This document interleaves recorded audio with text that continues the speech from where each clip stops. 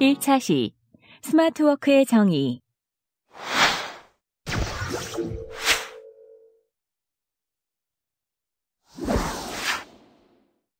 스마트워크는 간단한 단어이기는 하지만 국가나 사람에 따라 의미나 범위 혹은 목표를 달리 해석합니다. 이처럼 서로 다른 의미로 해석됨으로 인해 발생할 수 있는 오해나 오류가 예상보다 커질 수도 있습니다. 따라서 이번 차시에서는 스마트워크가 무엇을 말하는지 명확한 정의와 결론을 다루려고 합니다. 또한 스마트워크의 원조인 미국의 텔레워크에 대해 학습하고 스마트워크 시대에 기업이나 개인은 어떤 준비를 해야 하는지에 대해 학습하겠습니다.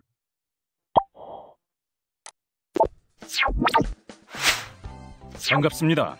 스마트워크 센터에 오신 것을 환영합니다. 네, 저는 나유창이라고 합니다. 오늘부터 신 박사님께 스마트워크에 관해서 열심히 배워보고자 이렇게 스마트워크 센터에 오게 되었습니다.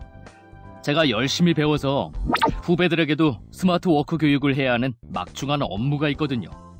그런 목표가 있다면 더욱 집중해서 잘 들어야 하겠습니다. 모쪼록 본 과정을 통해서 더욱 스마트해진 나유창 씨가 되도록 기대해보겠습니다. 네. 그럼 시작하기에 앞서 함께 스마트워크 선언을 해봅시다. 이번 시간을 통해서 스마트워크의 정의와 미국의 텔레워크에 대해 설명할 수 있으며 스마트하게 업무를 처리하는 방법과 차이점을 설명할 수 있습니다. 그리고 스마트워크로 인해 야기될 수 있는 문제들을 도출할 수 있고 스마트워크 시대로 가기 위해 필요한 것이 무엇인지 이해하고 준비할 수 있습니다. 첫 시간부터 무척 긴장되는데요. 그럼 어떤 내용들을 배우게 되나요? 먼저 스마트워크의 정의를 살펴보고 스마트한 업무 처리 방법, 업무 처리 방식의 차이, 스마트워크로 인한 혼란과 문제, 스마트워크를 위한 준비에 관한 내용을 배우게 될 것입니다. 나유창 씨에게 보여줄 영상 자료가 있는데 함께 볼까요? 우리는 얼마나 효과적으로 일하고 있을까요? 최근 업무의 효과성과 관련해서 스마트워크라는 말이 회자되면서 사람들도 많은 관심을 갖게 되었습니다. 하지만 정작 스마트워크가 무엇이고 그것이 기업이나 개인에게 주는 시사점이 무엇인지 제대로 알지는 못합니다. 그러다 보니 막연하게 생각하거나 닥치면 그냥 쫓아가기만 하면 된다고 생각하기도 합니다.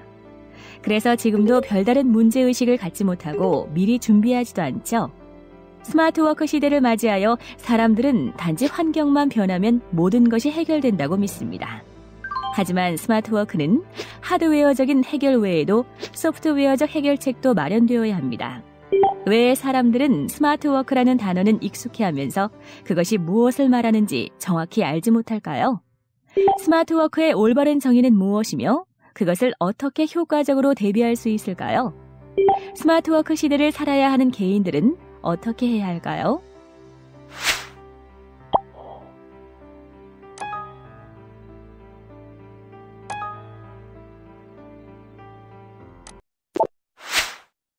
우리가 생각해볼 문제들이 많이 있군요. 그렇습니다. 스마트워크의 정의를 제대로 이해하고 그것이 주는 문제의식이나 시사점이 무엇인지 제대로 알아야 하죠. 그러기 위해서는 스마트워크에 대해 다각적이고 심층적인 분석과 이해가 수반되어야 한다는 점 명심하세요. 네, 알겠습니다.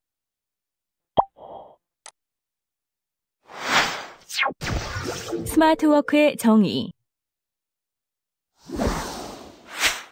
박사님, 스마트워크 단어를 많이 쓰기는 하지만 정확한 개념에 대해서 설명하라고 하면 막막해요. 정확히 어떤 의미인지 알려주세요. 스마트워크의 개념은 크게 두 가지로 구분할 수 있어요. 하나는 일정한 위치에 있는 사무실 근무를 벗어나 언제 어디서나 효율적으로 일할 수 있는 업무 개념을 뜻하죠. 아, 그러니까 모바일 기기를 이용해 업무를 수행할 수 있는 모바일 오피스나 영상회의 시스템과 인터넷 등을 활용하는 원격 근무, 재택근무 등을 말씀하시는 거죠? 네, 맞습니다. 그리고 다른 하나는 업무를 보다 더 효율적이고 생산적으로 일하는 방식을 말합니다. 그런데 이들 두 가지는 서로 독립적이 아니고 상호 긴밀히 연관돼 있어요. 따라서 스마트워크를 말할 때는 두 가지 개념을 모두 포함하는 광의의 스마트워크를 대상으로 하는 것이 필요한 것입니다.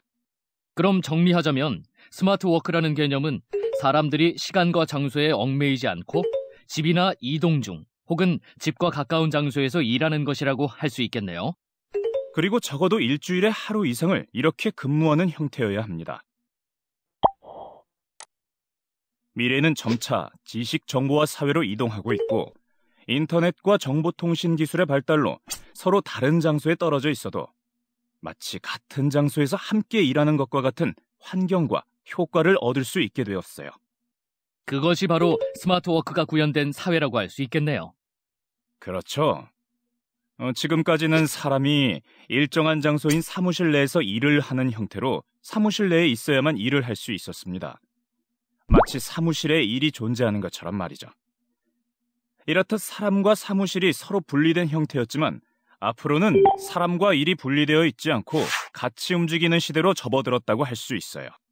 그러니까 기존에는 집과 사무실이 서로 분리되어 있기 때문에 집에서 사무실로 출퇴근을 하는 형식이었지만 앞으로는 굳이 사무실이 아니라도 어디서든 업무를 할 수 있는 거죠?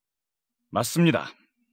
자신이 현재 있는 곳이 어디든 상관없이 그곳이 사무실이 되고 그곳에서 업무를 할 수 있어요. 이것은 일이나 업무의 종류가 다양화되고 어디서든 일할 수 있는 IT와 정보통신 환경이 마련되었기에 가능해진 것입니다.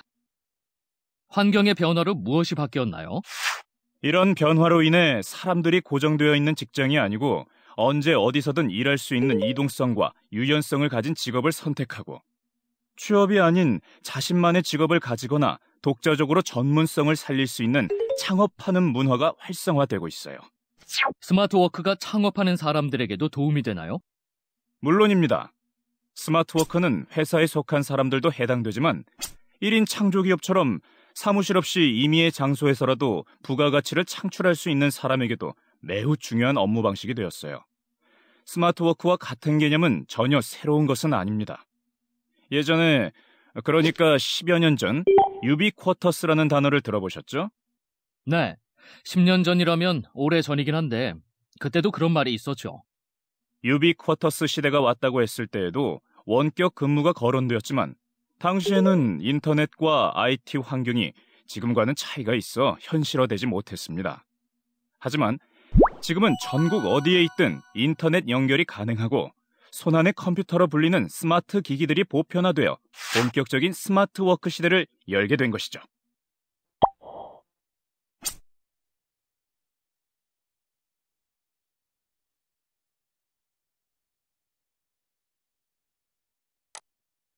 박사님, 스마트 워크가 급격히 부상하고 주목을 받는 이유는 무엇인가요?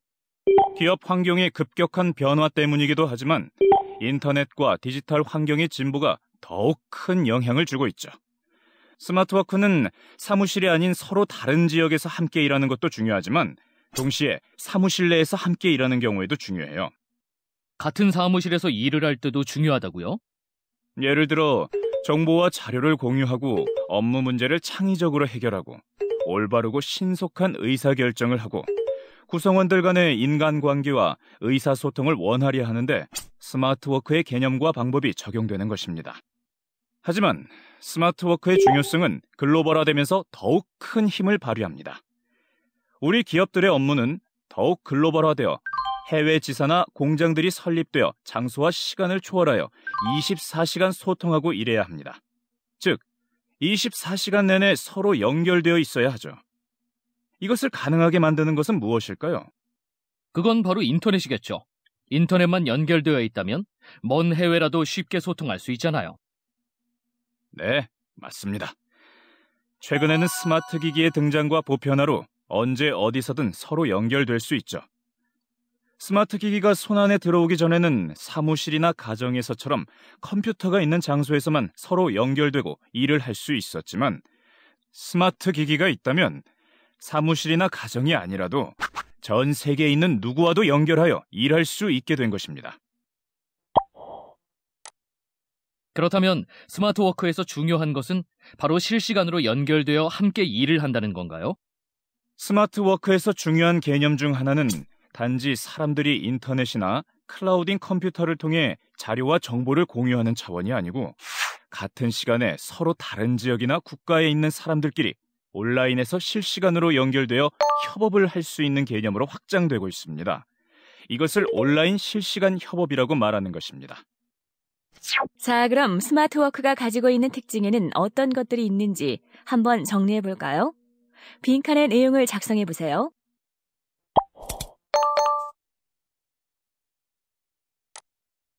스마트워크가 기업자들에게만 해당되는 것은 아니에요. 이것은 개인들에게도 매우 중요하죠. 어떤 면에서 그렇죠? 먼저 기업이나 조직에 속해 있는 사람이라면 회사가 스마트워크 시스템으로 이동되기 때문에 이런 환경에서 일하려면 당연히 스마트워크의 환경과 일하는 방식을 따라야 하죠. 그래서 스마트워크에 익숙해져야 하고요. 프리랜서나 1인 창조기업가도 마찬가지로 기업이나 조직에 속한 사람들과 업무로 연결되어 있어요. 그러니까 스마트워크 시스템 속에서 일하는 사람들과 함께 일을 하게 되니까 알아야 한다는 이 말씀이죠? 맞아요. 그럼 프리랜서의 사례를 통해 한번 살펴볼까요?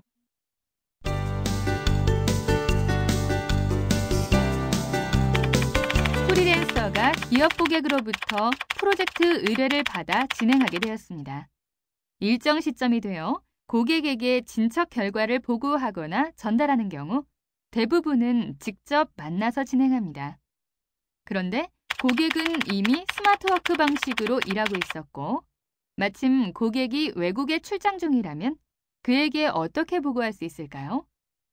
아마도 이메일을 보내거나 전화 통화를 하며 보고를 하게 될 것입니다. 이메일을 받은 상대편은 첨부된 자료를 다운로드받아 실행한 후에 내용을 검토하고 수정하겠죠. 그리고 궁금한 것을 표시하여 다시 회신해야 하고 이런 과정을 몇 번에 걸쳐 진행해야만 일을 완료할 수 있을 것입니다. 그런데 보고 내용이 단지 자료를 전달하는 것만으로는 이해시키기 어렵기 때문에 양방향 의사소통해야 한다면 어떻게 할 수 있을까요?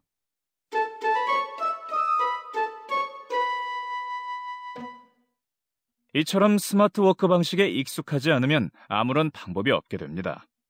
하지만 프리랜서도 고객처럼 스마트워크에 익숙하면 이런 문제는 쉽게 해결되죠. 외국에 있는 고객과 서로 약속된 시간에 인터넷을 통해 연결하면 실시간으로 소통하며 보고할 수 있겠네요. 이때 쓰이는 방법은 몇 가지가 있는데 글로써 대화하는 온라인 메신저를 쓰거나 아니면 얼굴을 보면서 대화하고 싶다면 웹캠을 이용하여 화상회의를 할 수도 있어요. 기존의 화상회의와는 다른가요? 기존의 화상회의는 커다란 방에 고가의 카메라와 대형 모니터가 설치된 곳에 가서 비싼 비용을 지불하고 사용해야 했지만 지금은 누구나 어디서든 인터넷만 연결되면 웹캠이 부착된 자신의 노트북에서 화상회의를 할 수 있습니다. 최근에는 소프트웨어 기술이 진일보하여 온라인 칠판 기능도 사용됩니다. 온라인 칠판은 어떤 거죠? 바로 프리랜서와 고객이 동시에 한 화면에 접속되어 똑같은 자료의 화면을 보는 것입니다. 그래서 어느 한쪽에서 자신의 컴퓨터 화면에 무언가 글을 쓰거나 그림을 그리는 것처럼 표시하면 그것이 동시에 상대방 화면에도 똑같이 나타나는 것이죠. 마치 같은 장소에 함께 앉아서 자료를 보는 것과 같다고 할 수 있습니다. 이런 방식이라면 신속하고도 정확하게 그리고 매우 효율적으로 누구와도 함께 일할 수 있을 것 같아요. 자, 나유창 씨가 어느 회사에 소속돼 있고 다른 회사와 거래 관계가 있다고 가정해 봅시다. 그런데 고객사는 스마트워크 방식으로 업무를 하는데 나유창 씨가 다니는 회사는 아직도 기존 방식대로 일한다면 고객사는 나유창 씨 회사를 어떻게 볼까요? 여러분이 제안한 신기술이나 견적가를 신뢰할까요? 아직 스마트워크를 사용하지 않는 사람들이 만든 신기술을 최신의 첨단이라고 생각하지 않을 수도 있겠네요. 또한 나유창 씨가 제시한 견적가가 베스트 프라이스라고 믿지 않을 수도 있죠. 아마도 견적가 안에는 구태의연한 방식으로 업무를 진행하는 탓에 불필요한 비용이나 지출이 포함되어 가격 거품이 있다고 생각할지도 모르고요. 그래서 미래에는 스마트워크가 선택이 아니고 필수적인 요소가 된다는 거군요. 그렇죠.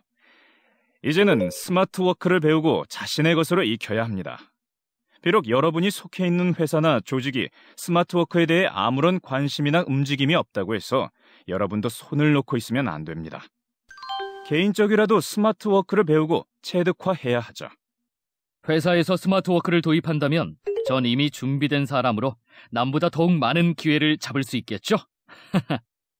네. 그리고 혹시라도 이직하는 경우 해당 회사가 스마트 워크 방식으로 일하는 경우 즉시 적응할 수 있기 때문이죠.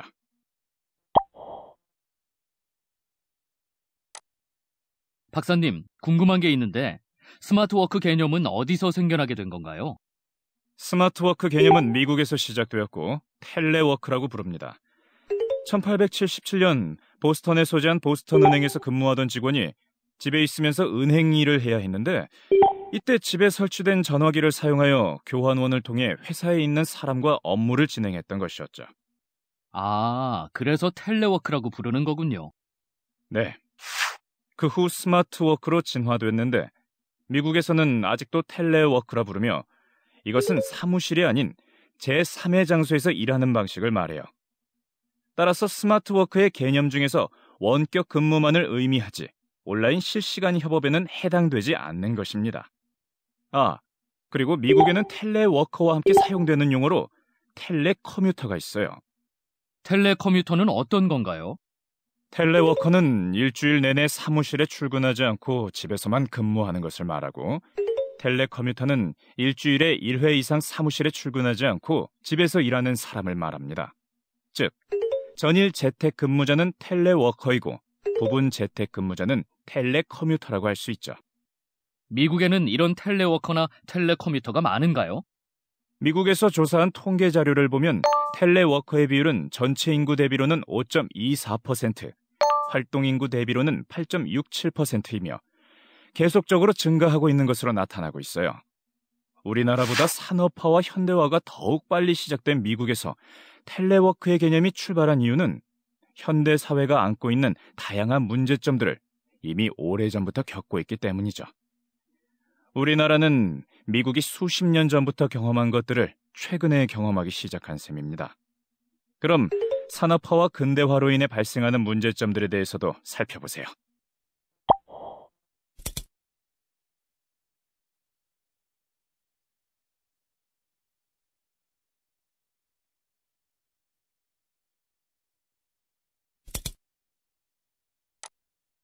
사회적 문제점들은 잘 살펴보셨나요? 네, 마치 지금 우리나라의 모습과도 비슷한 것 같다는 느낌을 받았어요. 이와 같이 다양한 분야에서 심각한 사회적 문제들을 겪기 시작한 미국 정부는 텔레워크를 더욱 확산하고 재정적, 법적으로 전폭적인 지원을 하게 되었죠. 이를 통해 국가와 사회는 물론 회사와 개인들도 많은 혜택을 누리게 되었고요. 구체적으로 어떤 효과들이 생겼나요?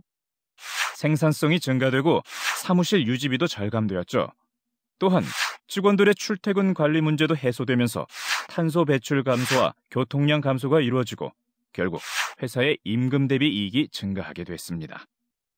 개인의 입장에서 얻게 되는 이득은 어떤 것이 있을까요? 개인 생산성이 증가되고 유연한 근무 시간 운영으로 삶의 질이 개선될 수 있어요. 출퇴근 시간과 비용이 절감되어 개인 여가와 취미 활용이 가능해지죠. 자연재해로 인해 출퇴근에 지장을 받는 일도 없어질 것이고 월요병도 감소하겠죠. 또한 상사와 직접 대면할 일이 적어질 테니 상사에 대한 스트레스도 감소할 수 있고 불필요한 회의 참가도 줄어들게 됩니다. 아무래도 가장 좋은 건 많은 시간을 자기 자신에게 할애할 수 있다는 것 같아요. 네, 그렇죠. 출퇴근을 하지 않는 경우 얻는 이득 중에서 시간만 계산해 볼까요? 출퇴근에 소요되는 시간을 일일 평균 2시간으로 하는 경우 주 5일 근무에 연간 50주라고 가정하면 약 500시간이 나오게 됩니다. 아, 그러니까 출퇴근으로 인한 시간에 1년간 개인당 500시간을 허비하고 있다는 말이네요. 따라서 이것만 줄여도 개인에게는 1년에 20일의 여유 시간이 더 확보되고 이것을 개인적인 삶의 질 향상에 사용할 수 있어 개인과 기업 그리고 국가 모두에게 도움이 되는 거죠. 스마트한 업무 처리 방법. 박사님, 단지 스마트 워크를 도입했다고 해서 저절로 스마트 워크가 이루어지는 것은 아니죠? 아무리 제도가 좋아도 이것을 받아들이거나 이용하는 주체는 사람이기 때문에 사람이 바뀌어야 합니다. 사실 스마트워크는 기존의 방식과 다르게 새로운 것을 수용해야 하는 것이므로 새로운 변화와 혁신을 의미한다고 할 수 있어요. 그런데 사람들은 누구든지 변화와 혁신을 환영하지 않잖아요. 네, 오히려 이것에 저항하거나 반대하는 사람들이 더 많죠. 따라서 스마트워크를 성공적으로 도입하려면 많은 난관을 이기고 문제들을 해결해야 합니다. 우리나라에 처음 도입되었을 때도 어려운 점들이 많았을 것 같아요. 국내의 경우 정부 주도로 최근 스마트워크가 급부상하고 스마트워크의 목표가 사무실이 아닌 제3의 장소 근무에 초점이 맞춰지자 처음에는 매우 환영하는 분위기였어요. 왜냐하면 사무실에 출근하는 시간과 비용의 부담이 없어지고 특히 얼굴을 대하기조차 싫은 상사를 보지 않아도 되기 때문이었죠. 그렇겠네요.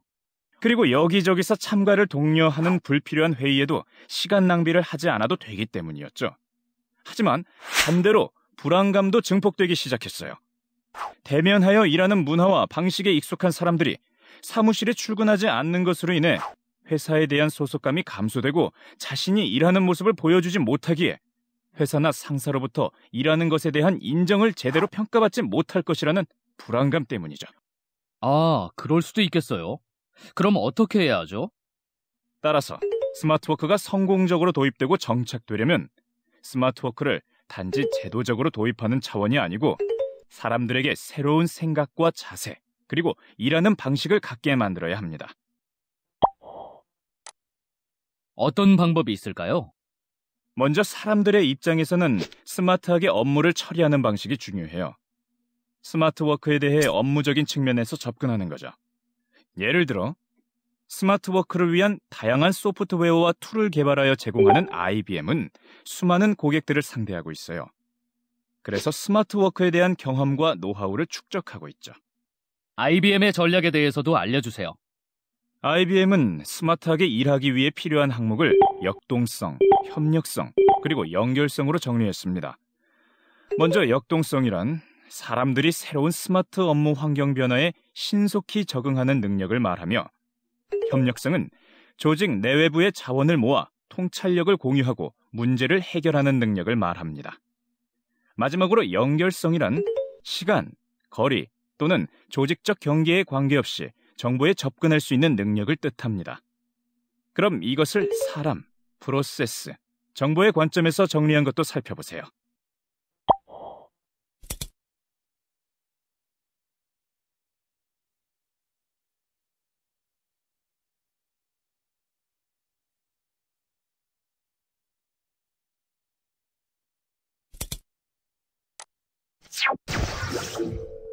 업무 처리 방식의 차이. IBM은 응답자들에게 스마트한 업무 처리 관행 중 단기적으로 가장 우선시하는 관행은 무엇이며 해당 분야에서 자사의 현재 역량 수준에 대한 평가를 요청했어요. 어떤 답변이 나왔나요?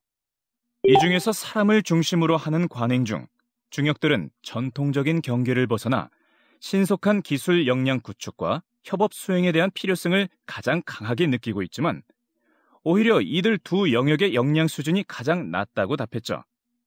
정보 관련 역량 측면에서는 데이터 소스를 통합하고 실시간 정보를 활용하여 의사결정에 반영하는 것이 중역들의 최우선의 관심사였으며, 이들의 응답에서는 오늘날 폭증하는 정보로부터 적절한 통찰력을 이끌어내는 작업의 필요성과 어려움이 모두 두드러졌습니다. 프로세스 관점에서는요?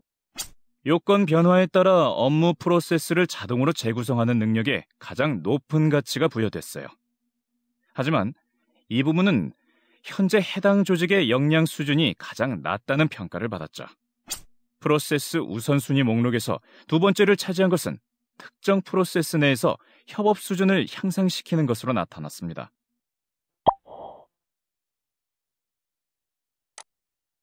중역들이 꼽은 최우선 과제와 각 기업의 현재 역량 수준을 비교 검토한 결과 필요와 현실 사이에 크게 세 가지 갭이 발견됐어요. 어떤 차이가 있었나요? 첫 번째는 프로세스와 스킬과의 신속한 재구성. 둘째, 광범위한 협업 문화 정착. 셋째, 의사결정의 통합적인 실시간 정보 반영입니다. 업무 프로세스는 유연성을 제한하는 방식으로는 더 이상 구축할 수 없는 상황입니다. 그럼 유연성도 가지면서 업무 프로세스를 구축하려면 어떻게 해야 하죠? 업무 프로세스는 주변 환경 및 요소들의 변화를 감지하여 대안을 분석하고 작업자가 업무 처리 방식을 변경할 수 있도록 충분한 지능성을 갖춰야 합니다. 또한 프로세스상에서 필요시 다른 부서의 전문 지식, 업무 파트너의 능력, 조직 내외의 다양한 정보 소스 등 추가 자원을 쉽게 활용할 수 있어야 하죠. 위에서 설명한 세 가지 영역들은 스마트워크에서도 그대로 적용됩니다. 그렇다면 스마트워크로 가기 전에 지금 방식에서 먼저 일하는 방법을 개선하거나 변화시켜야겠군요. 네, 스마트워크라고 해서 지금의 방식은 모두 무시하고 전혀 다른 방식으로 일하는 것이 아니기 때문이죠.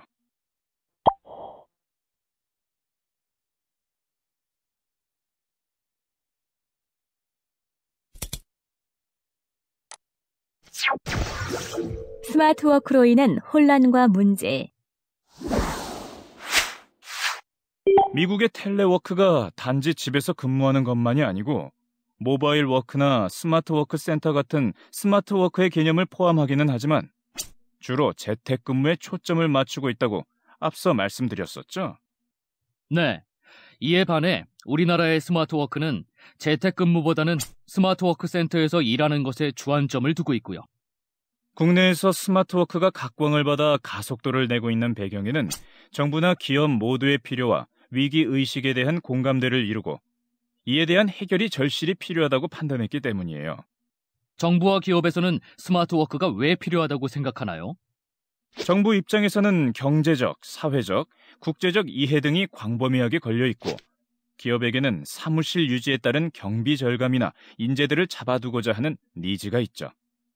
또한 업무 환경이 글로벌화되는 추세에 따라 해외 출장이나 해외 근무를 하는 사람들도 증가하고 이들과 함께 원활하고 효과적인 업무를 하기 위한 수단이나 도구가 절실해지고 있기 때문입니다. 개인의 입장에서도 환영하는 추세인 것 같아요. 출퇴근에 따른 시간과 비용의 낭비를 줄이고 이것들을 개인이나 가족을 위해 사용하고자 하는 욕구가 있잖아요. 그리고 자녀의 양육을 부부가 함께 책임지는 사회적 변화도 한몫을 하는 것 같고요. 출퇴근 시간의 변화로 심적 부담을 덜 수 있어 하루 동안의 업무에 효율성을 기할 수도 있을 것입니다. 하지만 스마트워크가 이런 장점이 있기는 하지만 마음만 먹는다고 바로 실행에 옮길 수 있는 것은 아닙니다. 스마트워크를 주관하는 정부나 기업은 물론 해당되는 개인들도 철저한 준비와 노력이 필요하죠. 왜냐하면 일하는 방식이 기존의 사무실 근무 방식과는 전혀 다르기 때문입니다.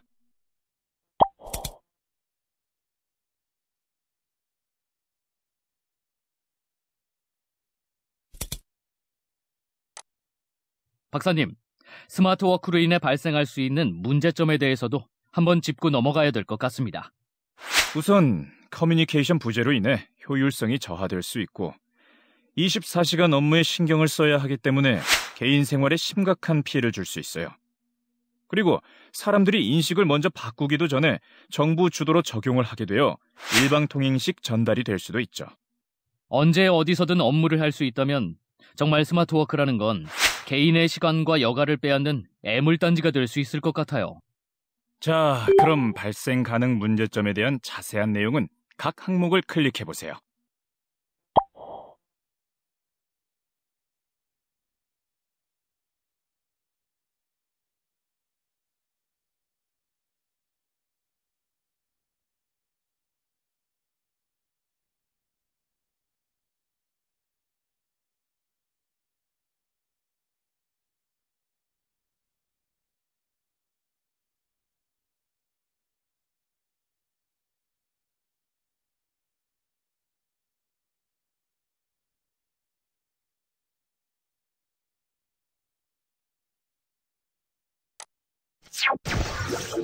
스마트워크를 위한 준비. 스마트워크는 재택근무나 이동근무 또는 스마트워크 센터에서 업무를 하는 것이라고 하셨는데 그럼 회사가 아닌 곳에서 일을 하려면 어떤 것들이 필요한가요? 회사가 아닌 장소에서 업무를 하기 위해 필요한 것이 무엇일까 생각하는 것은 그리 어려운 것이 아닙니다. 근무 장소가 회사가 아닌 다른 지역으로 바뀐 것에 지나지 않죠. 먼저 회사에서 근무하는 경우 무엇이 필요한지를 생각해 보세요. 기본적으로 업무를 하기 위한 컴퓨터와 직장 동료들이 있어야 되지 않을까요? 제가 크게 두 가지로 요약해드리죠. 첫째는 다른 사람들과 함께 일하는 것으로, 예를 들면 다른 사람들과 만나서 업무 협조 미팅을 하거나 프로젝트 수행을 위한 아이디어 회의나 협업, 혹은 상사에게 보고하는 것들입니다. 둘째는 혼자서 일하는 것으로 보고서나 기획서 제안서와 같은 문서 작성이나 프로젝트 진행 상황 확인 등입니다. 다른 사람들과 일하는 것, 혼자서 일하는 것이군요. 저는 너무 좁은 개념으로 생각했나 봐요. 전자는 사람과 대면하여 일하는 것인데 이것은 원격 화상회의를 통해 대신할 수 있어요.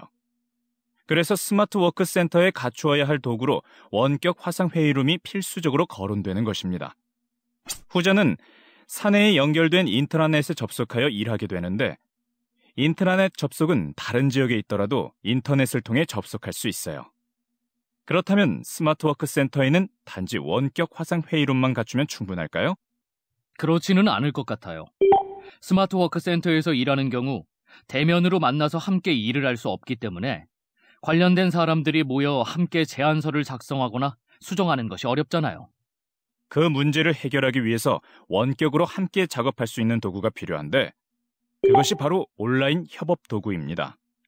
즉, 여러 사람이 온라인으로 연결되어 한 화면에서 공동으로 작업할 수 있는 기능이죠. 이것은 응용 소프트웨어로 운영되는데 자사에 필요한 것을 개발하여 사용하는 것은 엄청난 비용이 소요되기에 대기업이나 공공기관을 제외한 다른 기업이나 개인들에게는 요원한 이야기가 될 수도 있어요. 여러 사람들이 함께 사용하다 보면 아무래도 자료의 보안 문제도 걱정해야 할 것 같아요. 네, 말씀하신 대로 스마트워크와 관련한 기업들의 고민은 자료에 대한 보안 문제입니다. 사무실에서도 문서나 자료들의 보안을 위해 복사나 인쇄도 통제하는데 외부에서 사내 인트라넷에 접속하여 업무를 하는 것이 보안에는 더욱 취약할 수밖에 없기에 기업 입장에서는 망설이게 되는 것이죠. 이런 문제에도 불구하고 스마트워크를 도입한 글로벌 기업들의 사례도 클릭하여 살펴보세요.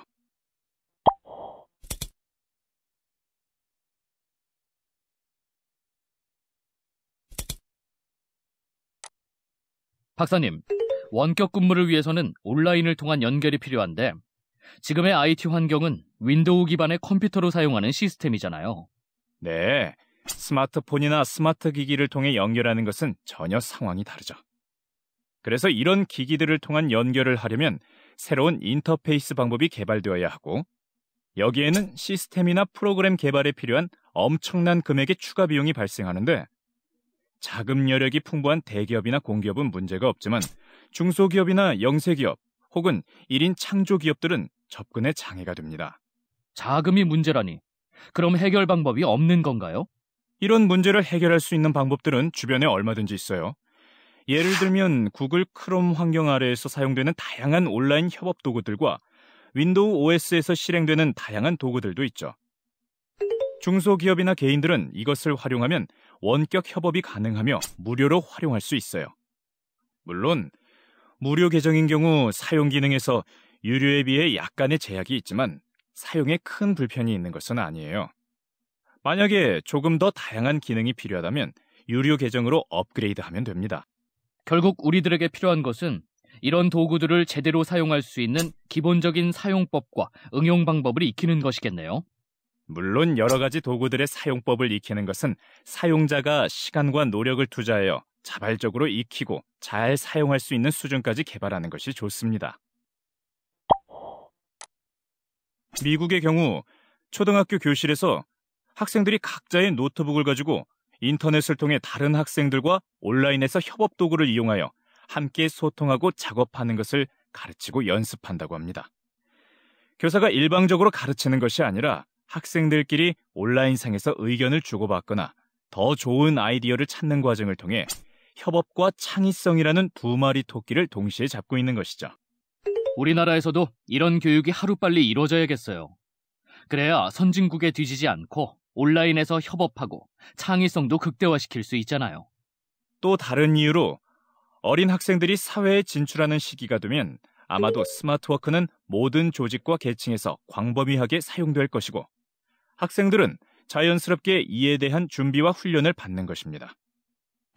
온라인 도구도 크게 두 가지로 구분되는데 다른 사람들과 협업을 하는 것과 개인적 차원에서 장소의 구애를 받지 않고 인터넷만 연결된다면 필요한 데이터나 자료에 접근하여 작업을 할 수 있는 도구들입니다. 결국 모든 사람들은 이렇게 두 가지 범주의 도구들을 사용할 수 있어야 하죠. 지금까지 스마트 워크 시대를 대비하여 무엇을 어떻게 해야 할지에 대해 설명해 주셨는데 이것은 선택사항이 아니고 반드시 해야 하는 필수사항인 거죠? 물론입니다. 경쟁사회에서 남들보다 앞서려면 그들과 다른 차별성이 필요하고 이와 같은 차별성은 온라인 도구들의 사용 능력으로 판가름 날 것입니다. 어느 조직이든 조직이 성장하고 발전하면 당연히 업무량은 늘어나게 됩니다. 그렇다고 조직 성장에 비례하여 사람을 충원하는 것도 한계가 있죠. 그런 면에서 온라인 협업을 통한 스마트 워크가 필요하며 동시에 개인들의 역량을 더욱 업그레이드하는 것이 병행되어야 합니다. 그런데 사람들은 개인 역량 강화를 위해 트레이닝을 제공하면 싫어하는 경우가 많습니다. 아무래도 업무가 바쁘다는 것이 가장 큰 이유 아닐까요?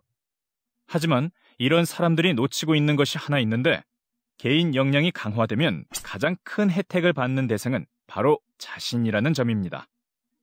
지금처럼 모든 업무 환경이 빠르고 복잡하게 변하는 시기에 혼자서 감당하기에는 너무도 벅찹니다. 다른 사람과의 협력을 효과적으로 하려면 보다 긴밀하고 열린 소통, 깊이 있는 소통이 필요합니다.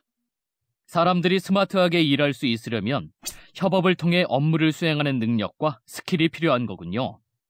스마트워크는 회사가 구성원들에게 더 많은 일을 하도록 하기 위한 수단이 아니라 사람들이 일을 더욱 효과적이고 스마트하게 하도록 하는 것입니다.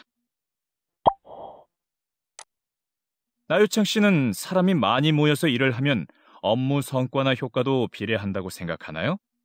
꼭 그런 건 아닌 것 같아요. 사공이 많으면 배가 산으로 간다고도 하잖아요.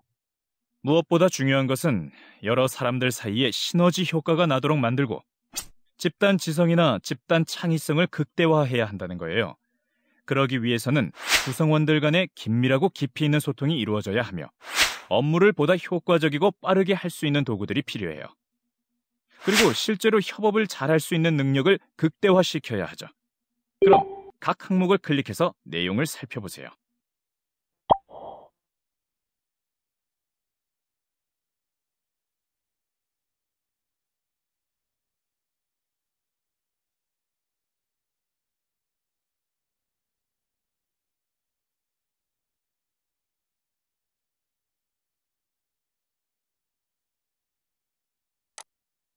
스마트워크는 미래 사회에서 일하는 방식의 표준으로 자리 잡을 것입니다.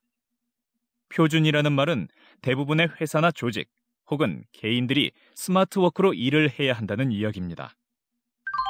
우리나라의 경우 2015년까지 공무원의 30%를 스마트워크로 바꾼다고 계획을 세우고 있는데 이런 속도는 더욱 가파르게 상승할 것으로 예상됩니다. 그렇다면 2030년이나 2040년이 되면 오히려 사무실로 출근하여 일하는 사람들을 찾아보기 어려운 시대로 바뀔지도 모르겠군요. 아마 그럴 수도 있겠죠. 이런 변화가 회사나 개인에게 주는 영향력이 무엇인지 연구하고 분석하는 것도 큰 의미가 있을 것입니다. 박사님, 이 도표는 무엇인가요? 이것은 전 세계 국가의 2009년 기준 기대 수명을 그래프로 나타낸 것입니다. 한국의 연도별 기대 수명의 변화를 연속적인 그래프로 나타낸 것이 빨간색으로 표시되어 있는데 이것을 보면 1884년 평균 수명이 25세였고 이것이 점차 증가하여 2009년에는 약 80세로 나타났습니다.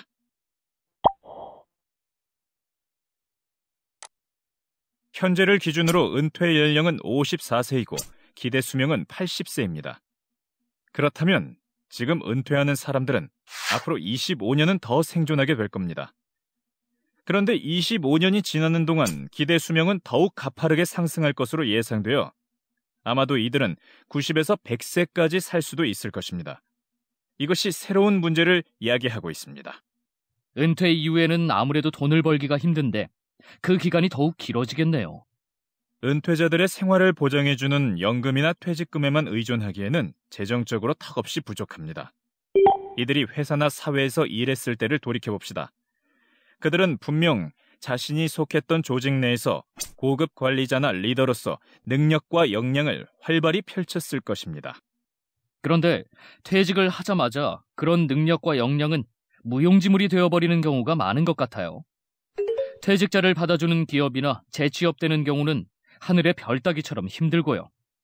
이런 상황이 되는 데는 몇 가지 이유가 있을 것입니다. 첫째, 퇴직자들이 할 수 있는 일에 비해 이들이 바라는 급여 수준이 너무 높아 채용하려는 회사에게 재정상 부담이 되거나, 둘째, 그들이 가지고 있는 경험이나 노하우가 생각보다 활용도가 낮아 적합한 직무나 업무를 찾기 어렵거나, 셋째, 퇴직자들이 가지고 있는 권위의식과 급속하게 변화된 새로운 환경에 적응하지 못하는 것입니다. 그래서 기업은 물론 개인적인 차원에서도 스마트워크를 미리 준비하는 것이 현명하다는 것이죠. 그렇다면 어떤 것들이 준비되고 선결되어야 할까요? 먼저 모두의 공감대 형성, 공정한 성과 및 인사평가 시스템, 스마트워크식 업무 방식에 대한 사항들이 중점적으로 연구되고 조명되어야 합니다. 각 항목을 클릭해보세요.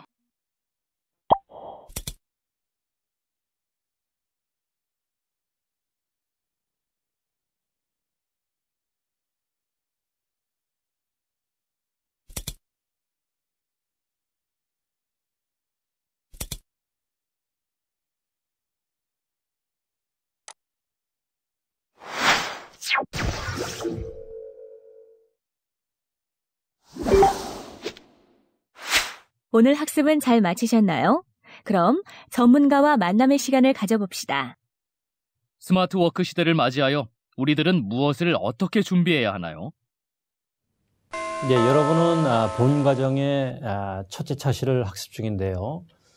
아마 이 과정의 제목인 스마트워크에 대해서 여러분이 학습 중이지만 구체적으로 스마트워크에 대한 개념을 잡기가 그렇게 쉽지는 않을 겁니다. 그래서 제가 이 시간에는 도대체 스마트워크란 무엇이고 그것들을 관련해서 우리 개인이나 기업들은 무엇을 준비해야 되는지에 대한 그런 소개를 해드릴까 합니다. 먼저 스마트워크에 대한 개념을 알기 위해서는 스마트워크가 무엇으로 구성이 되는지 전체적인 그런 하나의 맵을 그려볼 필요가 있는데 그 맵에 대한 소개를 좀 해드리겠습니다. 여기 이제 스마트워크가 보이는데 이 스마트워크 모델을 제가 이렇게 개발한 건데 이 스마트워크는 크게 5가지의 요소로 구성이 되어 있습니다. 여기 보시는 것처럼 지금 오각형으로 그려져 있는데 맨 상단에 보면 소프트웨어 스킬이라는 게 있고요. 두 번째 구성 요소는 하드웨어 인프라, 그리고 세 번째로는 툴스, 도구들이죠. 네 번째로는 스트래티지, 이 스마트워크를 어떻게 활용할지에 대한 그런 비즈니스 전략적인 관점이고요. 마지막 5번째로는 이 스마트워크를 통해서 우리 회사와 나라는 그런 브랜드를 어떻게 알리고 마케팅할 것인가에 대한 내용입니다. 이 5가지를 조금 더 자세하게 설명하는 것이 바로 그 밑에 나와 있는 것들인데, 소프트웨어 스킬은 이 스마트워크를 좀 더 잘하기 위해서, 즉 스마트워크를 잘한다는 얘기는 뭐죠? 이 잘해서 우리 비즈니스를 보다 효과적으로 수행하거나 더 나은 결과나 생산성을 높이는 거죠. 또 개인의 그런 능력이나 생산성, 이런 것들, 아웃풋들을 높이는 거, 그것이 바로 소프트웨어 스킬적인 측면인데, 그것을 여기서는 워크 스마트라는 용어로 정의를 했습니다. 두 번째, 하드웨어와 인프라는 이 스마트워크를 하기 위해서는 이 환경적인 요인도 중요하죠. 그것을 바로 하드웨어 인프라라고 얘기하는데, 예를 들면 여러분들 이 사무실에서 최근에 스마트워크를 진행하는 회사들의 대부분의 추세는 어떤 추세로 가느냐? 하드웨어적인 측면에서는 사무실 내에 책상, 사무용 책상을 줄이는 쪽으로 가고 있습니다. 이렇게 줄이는 이유는 뭐냐면요. 어떤 한 회사가 비즈니스를 하다 보면 전체 구성원 100%가 다 내근을 하는 것이 아니고 일부 고객을 만나거나 아니면 외부에서 일 보는 사람들이 반드시 발생이 되죠. 근데 그런 외부 근무자들의 평균을 한번 측정해 봤더니 회사별로 다르겠지만 어떤 회사는 10% 정도 될 거고 어떤 회사는 한 30%가 밖에서 매일 평균적으로 근무를 한다는 얘기죠.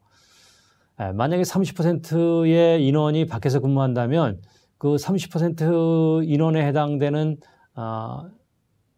사무실 내 책상이 그냥 비어있게 되는 겁니다. 평균적으로. 이게 굉장히 낭비죠. 사무실 공간의 낭비, 유지의 낭비, 여러 가지 오퍼레이션, 그런 경비의 낭비. 따라서 이런 것들을 줄이는 것도 스마트워크의 일환이기 때문에 그런 걸 줄이는 것을 지금 추진하고 있습니다. 그런 것들을 우리는 데스크 쉐어링 데스크 이렇게 얘기를 하죠. 그러니까 사무용 책상을 쉐어링한다. 예를 들면 이런 겁니다.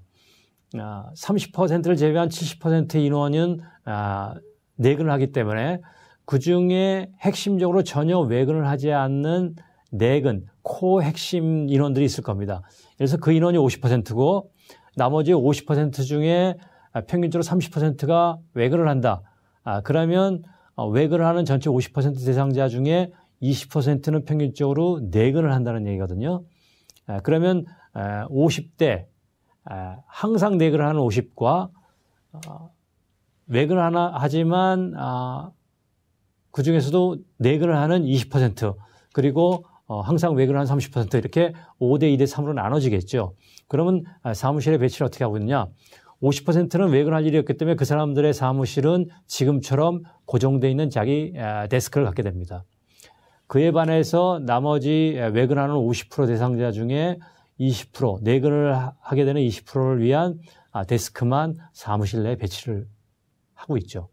그러면 출근을 하자마자 자기가 원하는 곳에 책상이 비어 있으면 그 책상으로 갑니다. 그 다음에 제일 먼저 하는 게 바로 그 책상에 전화기에 연결 번호를 자기 고유의 번호로 세팅을 하는 거죠. 그러면 그날 그 책상은 자기의 사무실용 책상이 됩니다. 그게 세팅이 끝나면 개인별로 비치되어 있는 조그만 그런 캐비넷, 기물함에서 자기 노트북이라든가 그날 작업해야 될 여러 가지 필요한 서류나 도구들을 가져다가 놓으면 모든 것이 세팅이 되죠. 그렇게 하루 종일 작업하다가 퇴근할 때는 자기 책상에 있는 모든 자기의 소지품들을 다 정리해서 사물함에 넣고 그렇게 되면 책상에는 완전히 비워지고 그렇게 퇴근을 하는 거죠. 그럼 그 다음날 또 다른 사람이 또 그 자리에 와서 작업을 하게 되고 그것이 바로 스마트워크에서 최근 국내에 있는 기업들이 추구하고 있는 구체적인 어떤 변화의 사례가 되겠습니다. 그런 것들을 우리는 여기 보시는 것처럼 스마트 GWP, Great Workplace라고 그러죠. 그러니까 일하기 좋은 직장 만들기 그런 걸로 표현이 되겠고요. 세 번째 이 도구적인 면에 있어서는 스마트워크를 하기 위해서는 스킬이나 인프라도 중요하지만 그런 것들을 내가 손 안에서 쓸 수 있는 도구로 사용이 가능해야 됩니다. 그런 것들을 우리는 스마트 ICT, 즉 Information and Communication Technology라는 그런 약자를 쓰고 있죠. 여기에 해당되는 게 뒤에서 설명드리겠지만 온라인 협업에서 쓰는 여러 가지 프로그램들, 아까 여러분들이 이제 앞으로 이 과정을 학습하시면서 배우게 될 여러 가지 온라인에서 사용하는 그런 협업 도구들이 있을 거고요. 그 외에 스마트 기기, 즉 스마트폰이라든가 스마트 패드 이런 것과 연동할 수 있는 그런 방법들, 그런 것들이 바로 여기 툴, 도구에 해당이 되고요. 네 번째 전략적인 면은 뭐냐면요. 이 스마트워크가 전략적인 면으로 어떻게 활용돼야 되는가는 아주 명확하죠. 바로 이 스마트워크를 통해서 여러분들의 생산성을 높이고 그리고 비용을 줄이고 그래서 결국은 회사의 실질적인 그런 유기적 성장에 기여하는 그런 쪽으로 가야 되는 게 명확하죠.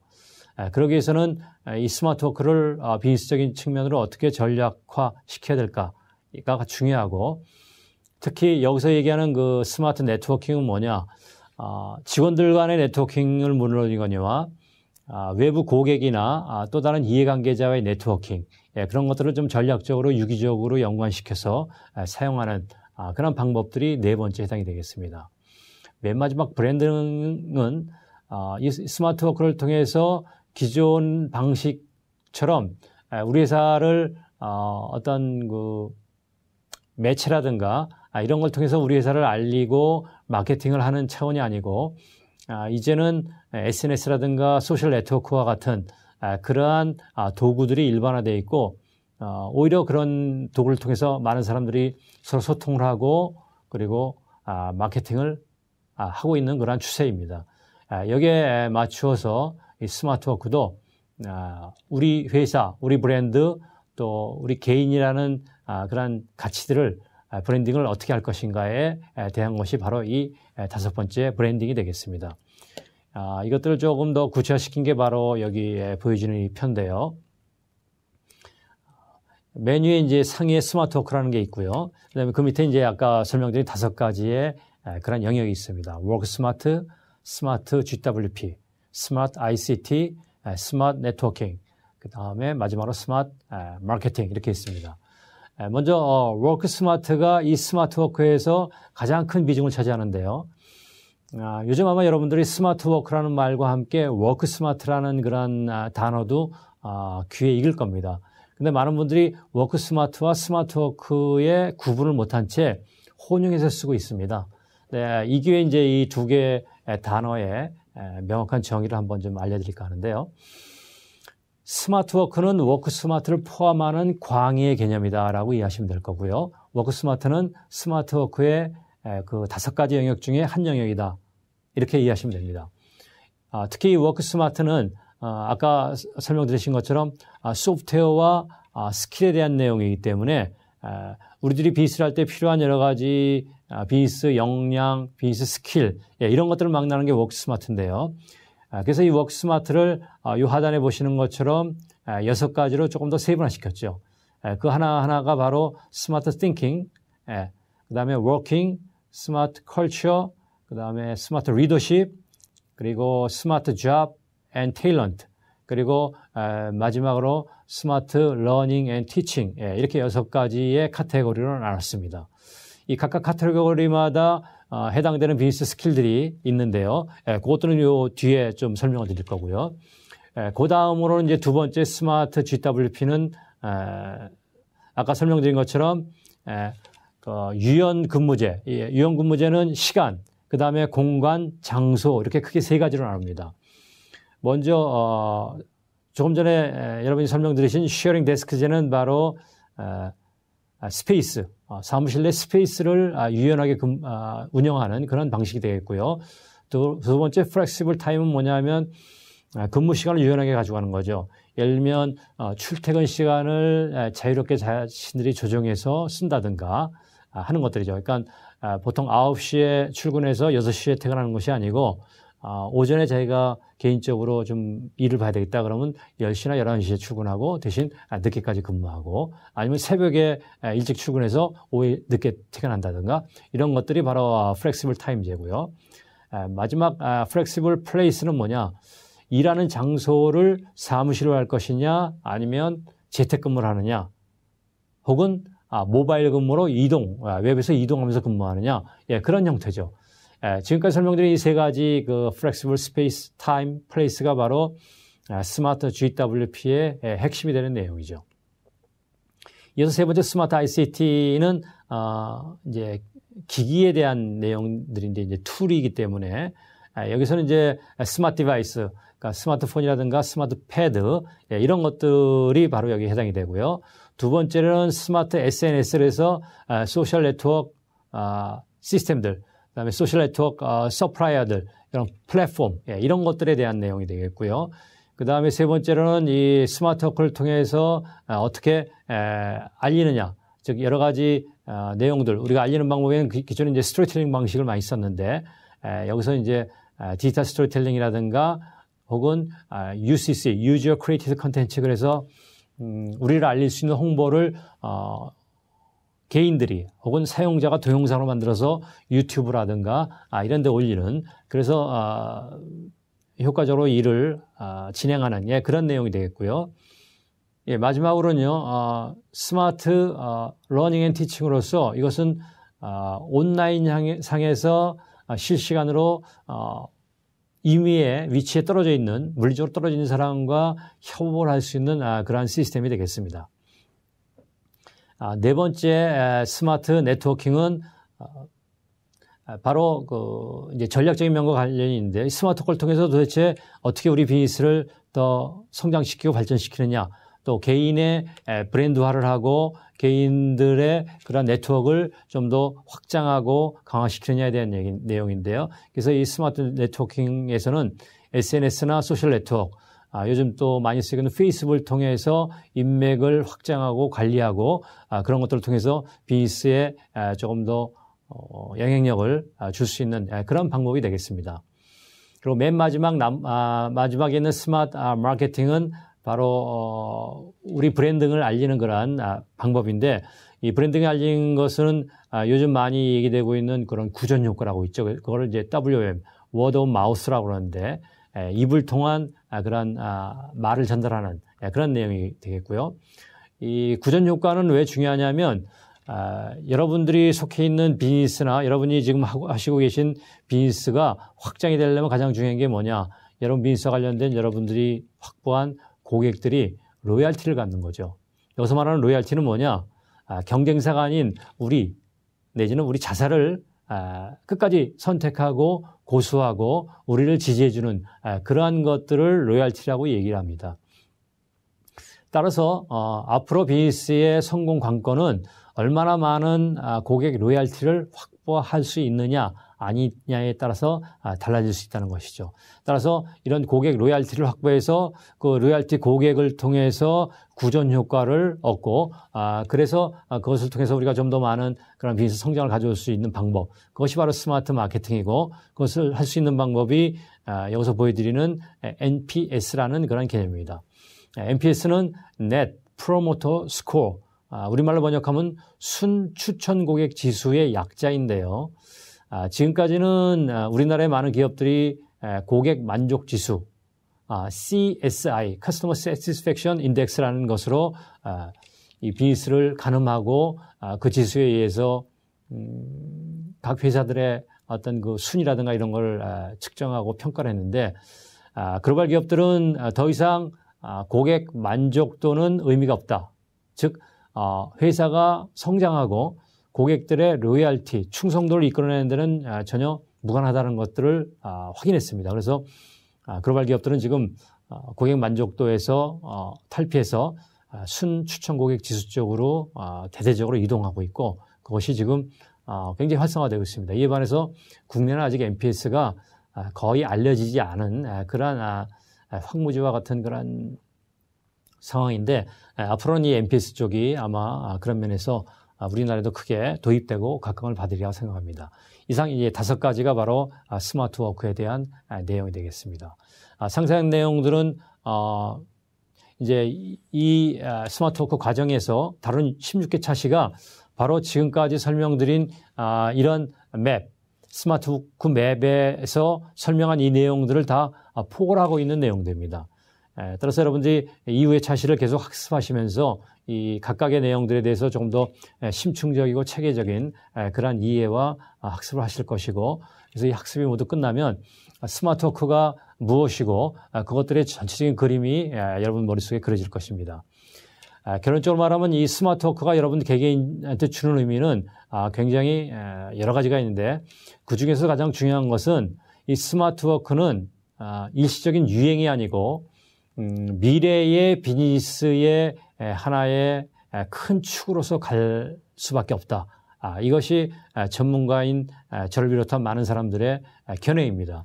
따라서 여러분들은 이 스마트 워크를 해야 될까 말아야 될까, 이런 선택의 문제가 아니고요. 이것은 여러분들이 필수적으로 이 스마트 워크를 하셔야 되는 겁니다. 다만 해야 되는 이런 상황에서 여러분들이 다른 사람, 경쟁자나 경쟁사와 차별화를 갖기 위해서는 과연 이 스마트 워크를 내가 어떻게 우리 비즈니스에 보다 차별화되게 적용할 수 있느냐, 이런 전략적인 측면을 먼저 생각을 하셔야 되겠고요. 또한 이 스마트 워크랑 관련된 다양한 이러한 영역, 그 다음에 여러 가지 도구, 스킬, 인프라 이런 것들이 있는데, 이런 것들을 빨리 여러분들 걸로 체득하시고 이런 모든 것들을 자유자재로 사용할 수 있는 그런 수준까지 신속하게 업그레이드 시켜놓는 것이 가장 중요하다 하겠습니다. 지금까지 스마트 워크웨어가 무엇이고 스마트 워크가 포함하고 있는 여러 가지 영역과 그것이 주는 그런 의미에 대해서 설명을 해드렸습니다.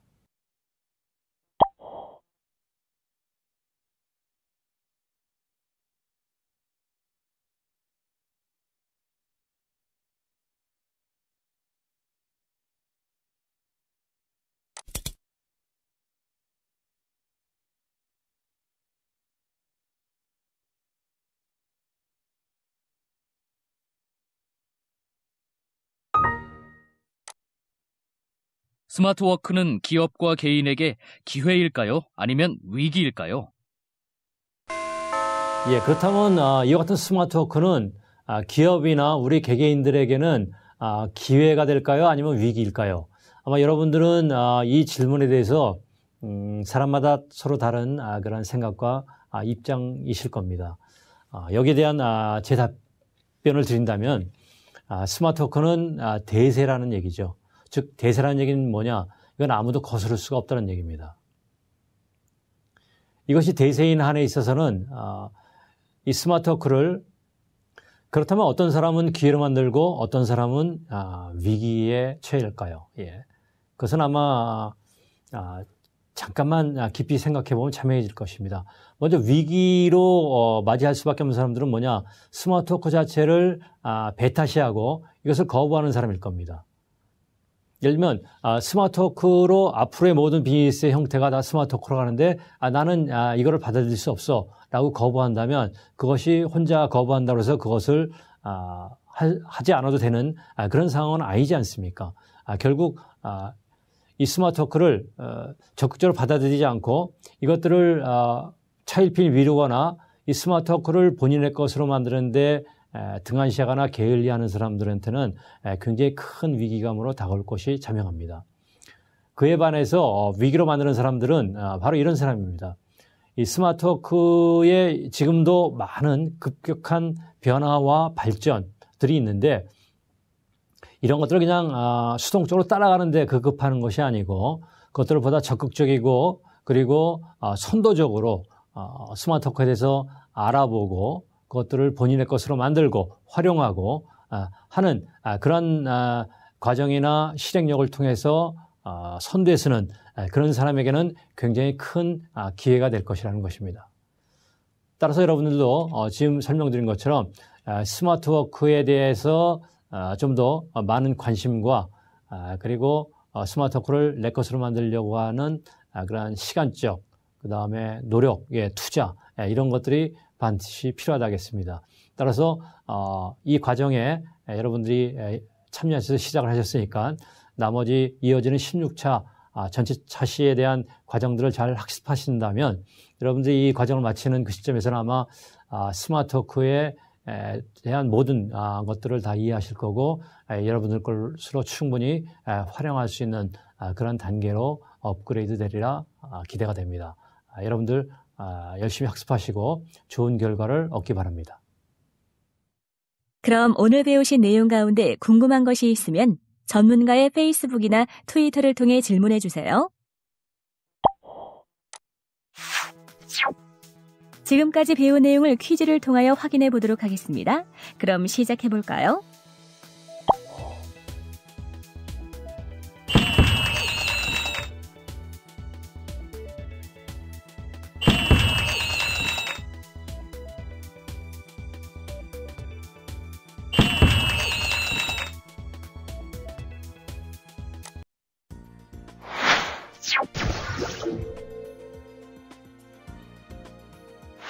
오늘 학습은 잘 마무리하셨나요? 오늘 배운 핵심 내용을 다시 한번 살펴보신 후 프린트하셔서 정리해 보시기 바랍니다.